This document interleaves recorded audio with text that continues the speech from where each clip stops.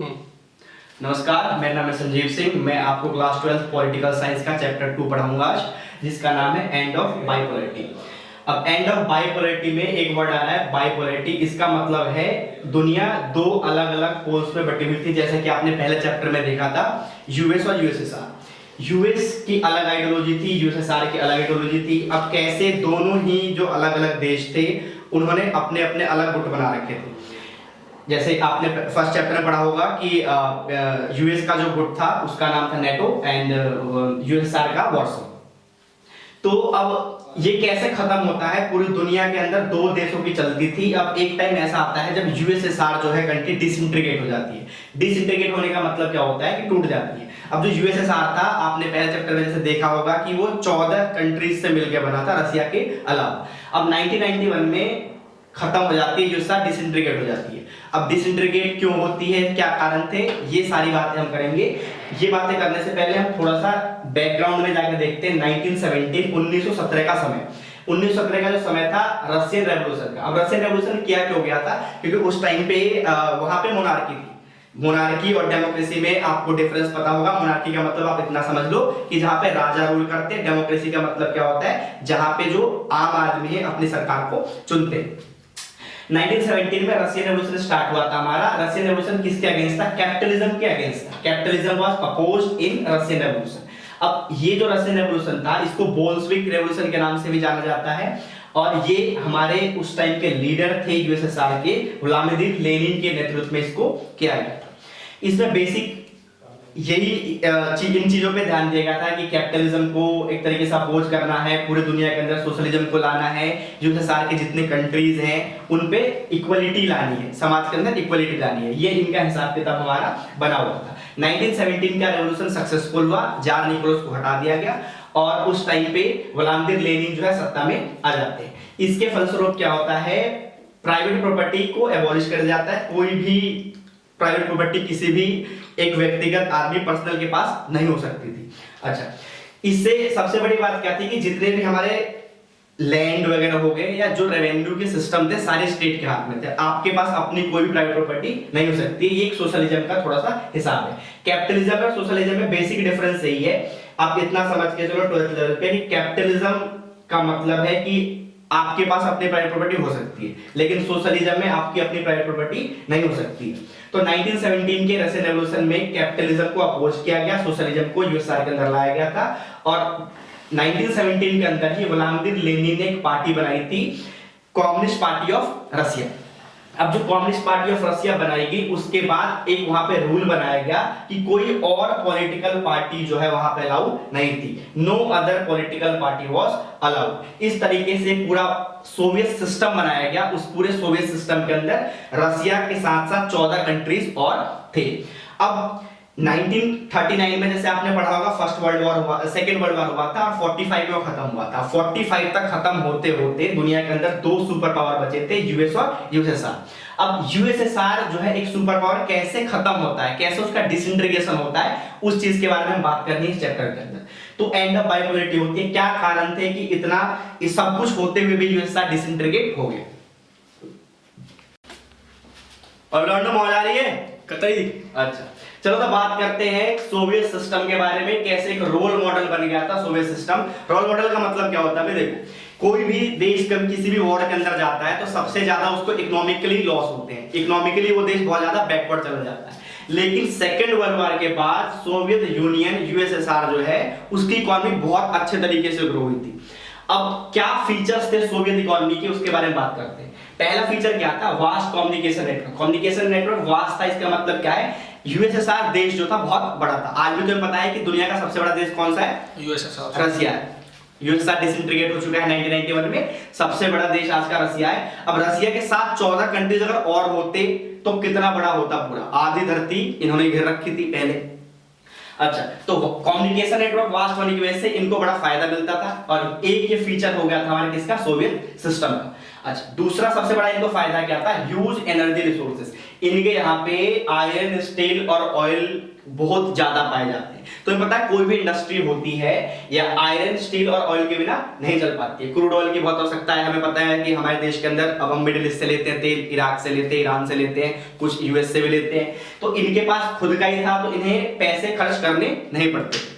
तो एक इनको ये फायदा था जिसकी वजह से सोवियत इकोनॉमी जो थी बहुत तेजी के साथ आगे बढ़ रही थी। तीसरा फीचर क्या है सबसे बड़ा इसका, domestic consumer industry. Domestic consumer industry का मतलब क्या होता है, ये सुई से लेके तलवार तक सब कुछ खुद बनाते थे, ये बाहर से कुछ भी इंपोर्ट नहीं करते थे। अब तुम्हें पता है कोई भी चीज हम इंपोर्ट करते हैं तो हम उनको पेमेंट जो करनी होती है डॉलर में करनी होती है, जिससे हमारी इकोनॉमी थोड़ी सी खराब हो सकती है। तो अब जब सब कुछ हम खुद बनाएंगे तो भाई हमें कुछ बाहर से लेना ही नहीं है, जब बाहर से हम लेंगे नहीं इसका मतलब क्या है कि हमें फायदा होगा। तो तीसरा फीचर इसका ये था। चौथा फीचर क्या था, there was free education to all. जितने भी वहां के लोग थे, जो बच्चे थे पढ़ाई करने वाले, उनके लिए जो एजुकेशन क्या थी वो फ्री थी। हेल्थ केयर सबके लिए फ्री था, सरकारी हॉस्पिटल सबके लिए फ्री थे, किसी को कोई सोचने की आवश्यकता नहीं थी। सबसे बड़ी बात, there was no unemployment. No unemployment का मतलब क्या है, कोई बेरोजगार नहीं था। तो अब आप देख सकते हो कि सोवियत जो सिस्टम है एक पूरी दुनिया के लिए रोल मॉडल बन गया था। अब क्योंकि हमें पता है कि 45 के बाद एक कोल्ड वॉर स्टार्ट हुआ था सोशलिज्म के बीच में, कैपिटलिज्म के बीच में। तो जो कैपिटलिस्ट इकोनॉमीज होती है हमारी, वहां पे एक चीज है कि जो अमीर और गरीब के बीच में जो एक डिफरेंस होता है ना बहुत ज्यादा होता है, लेकिन सोशलिज्म में क्या है, इक्वलिटी होती है। तो अब वही इक्वलिटी मेंटेन करके चल रहे थे। कम्युनिकेशन नेटवर्क वास्ट था, एनर्जी रिसोर्स इनके पास पूरे थे, डोमेस्टिक जो इंडस्ट्री थी सब कुछ बनाते थे, एजुकेशन सबको फ्री देते थे, हेल्थ केयर सबके लिए था, और वहां पर अनएम्प्लॉयमेंट नाम को भी नहीं थी। तो ये सारी अच्छी चीजें वहां पे थी। अब ये सारी अच्छी चीज होने के बावजूद भी यूएसएसआर डिसइंटीग्रेट हो गया।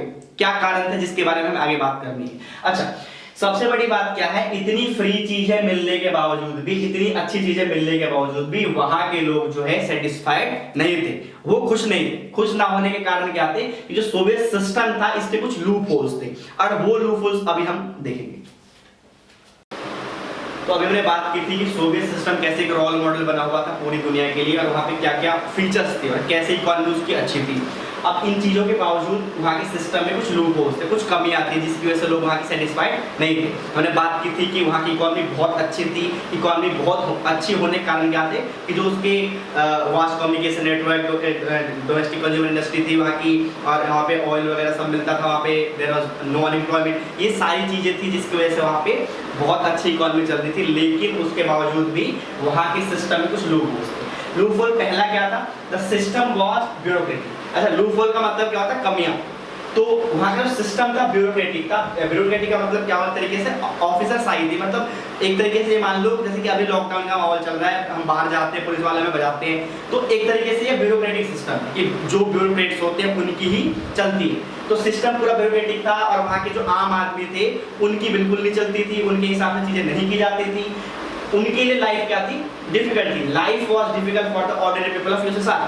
यूएसएसआर के जो आम आदमी थे उनके लिए जिंदगी बहुत ज्यादा मुश्किल हो गई थी। क्यों? क्योंकि वहाँ पे ब्यूरोक्रेसी बहुत ज्यादा, and there was lack of democracy. और जैसे अब डेमोक्रेसी का मतलब सिर्फ ये नहीं होता कि नाम के लिए हम चुनाव करवा दें, गवर्नमेंट इलेक्ट होगी तो डेमोक्रेसी है। डेमोक्रेसी का मतलब क्या है कि जो राइट्स होते हैं, कुछ फंडामेंटल राइट्स होते हैं, वो फंडामेंटल राइट्स जो है सिटीजन्स को मिलने चाहिए, कुछ राइट्स मिलने चाहिए जो राइट्स वहां पे सिटीजन्स को नहीं मिलते थे। तो डेमोक्रेसी की कमी थी, एब्सेंस ऑफ फ्रीडम स्पीच।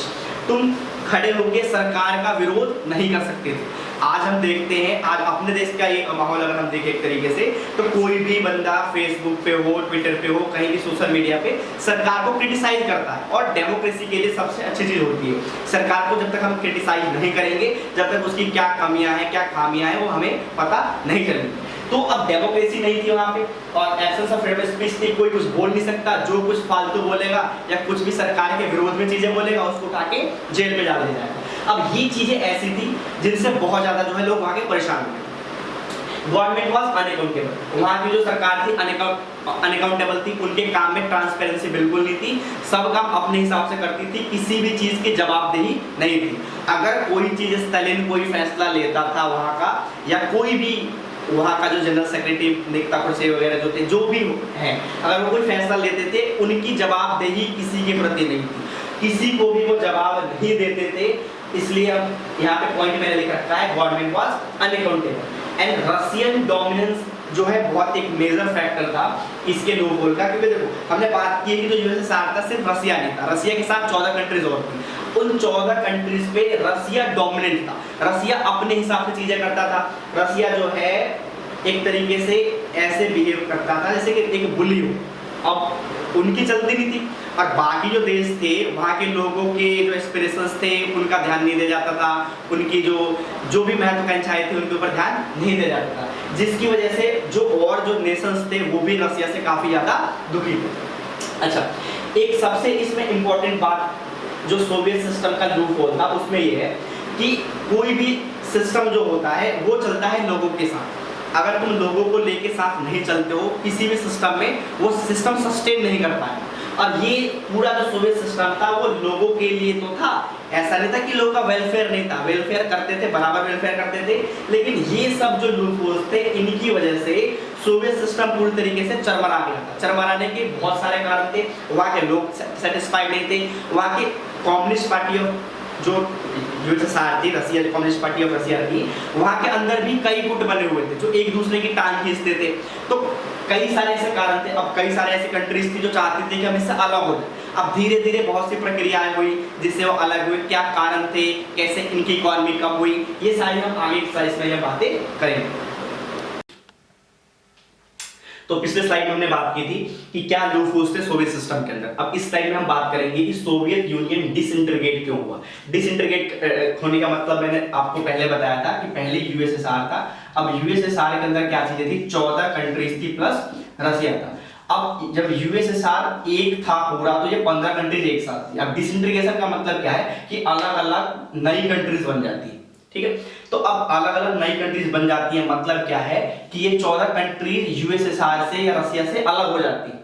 तो अब ये अलग होने का क्या कारण था, एक सबसे बड़े अभी हमने जो पिछले स्लाइड में जितने लूपहोल्स के बारे में बात की थी, जो सोवियत सिस्टम के लूपहोल्स थे वो भी कारण थे डिसइंटीग्रेशन के। ये बात आपको दिमाग में रखनी है, क्योंकि जब भी क्वेश्चन अगर हमारा 6 मार्क्स में ये पूछा जाता है तो हमें 8 या 9 पॉइंट हमें छोटे छोटे बनाने होते हैं। तो यहाँ पे मैंने 5 पॉइंट के बारे में बात की हुई है, बाकी आप 2-4 पॉइंट्स पिछले वाले भी उठा के इसमें डाल सकते हो। तो इसमें पहला पॉइंट क्या है कि सोवियत यूनियन डिसइंटीग्रेट क्यों हुआ है, internal weakness of economic and political institutions, कि वहां की जो इकोनॉमिक इंस्टीट्यूशंस थी, पॉलिटिकल इंस्टीट्यूशंस थी, पॉलिटिकल पार्टीज थी, उनके अंदर एक तरीके से फेलियर था, बहुत कमजोर हो गई थी। वहां की पॉलिटिकल जो इंस्टीट्यूशंस थी, जो पॉलिटिकल पार्टी थी, हमने पिछली स्लाइड में बात की थी कि कम्युनिस्ट पार्टी के अंदर ही बहुत सारे अलग अलग गुट बने हुए थे जिससे एक दूसरे की टांग खींचते थे। अब लोगों की उसको समस्या बहुत ज्यादा उसकी वजह से होती थी। तो एक पहला पॉइंट क्या था कि सोवियत यूनियन डिसइंटीग्रेट क्यों हुआ, internal weakness of economic and political institutions. दूसरा, एक्सपेंसेस ऑन मिलिट्री। अब कोल्ड वॉर का जो पूरा ड्यूरेशन है 1945 से लेके 1991 तक, 91 में सोवियत यूनियन डिसइंटीग्रेट होता है। इसका अगर ये क्वेश्चन पूछता है 1 मार्कर में कि when did Soviet union disintegrate, answer will be 1991 में सोवियत यूनियन डिसइंटीग्रेट होता है। क्यों होता है उसके बारे में हम बात कर रहे हैं। तो पहला पॉइंट हमने भी देख लिया कि internal weakness of economic and political institutions है। दूसरा क्या है, एक्सपेंसेस ऑन मिलिट्री। अब एक्सपेंसेस ऑन मिलिट्री का, अब पूरा कोल्ड वॉर का टाइम है, 45 से 91 होड़ हो रही है, अमेरिका से एक तरीके से होड़ कर रखी है। अब अमेरिका अगर 100 रुपए खर्च कर रहा है अपने मिलिट्री पे तो ये भी 100 रुपए खर्च करेंगे, वो 200 रुपए कर रहा है, ये भी 200 रुपए करेंगे।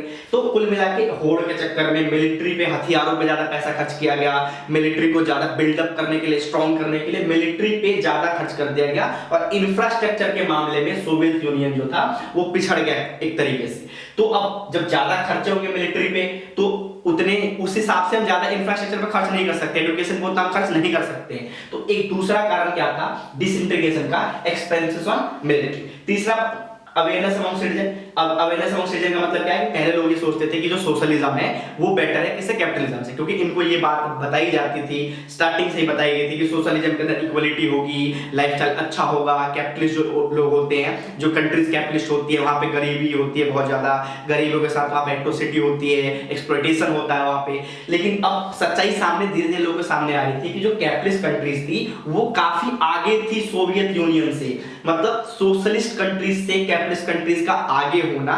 जब ये बात लोगों को पता चलती है तो वो काफी ज्यादा अपनी सरकार से नाराज हो जाते हैं। अब लोगों को ये बात पता चल गई होती है कि जो सोवियत यूनियन है वो बहुत ज्यादा पीछे है किससे पीछे?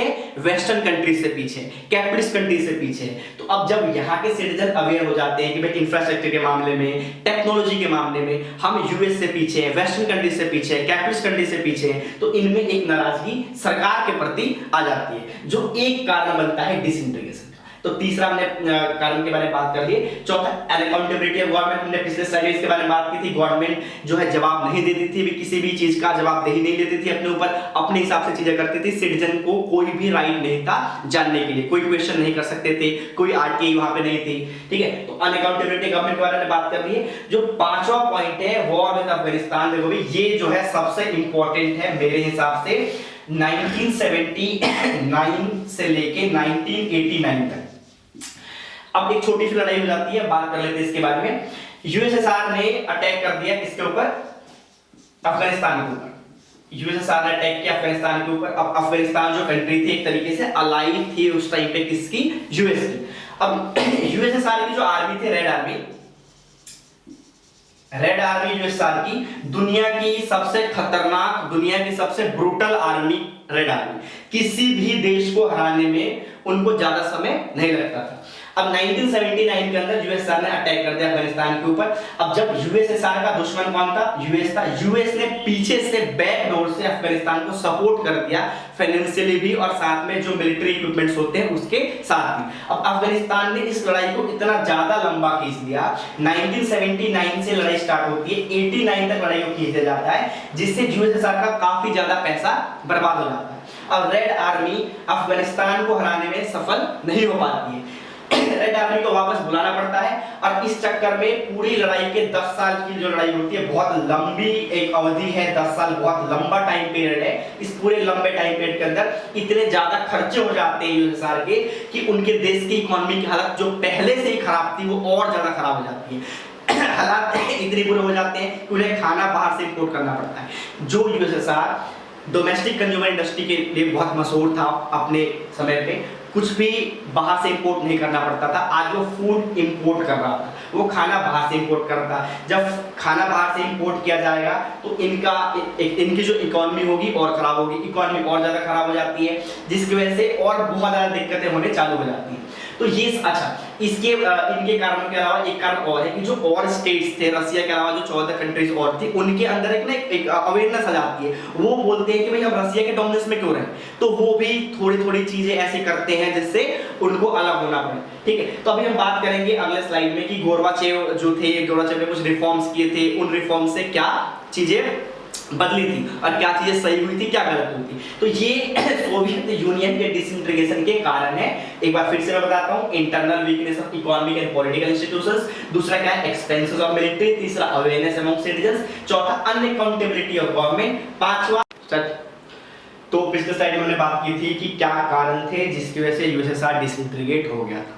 वो क्वेश्चन कैसे पूछा जा सकता है? व्हाई डिड यूएसएसआर डिसइंटीग्रेट, ऐसे पूछ सकते हैं, या ये पूछ सकते हैं कि what were the reasons for the disintegration of USSR.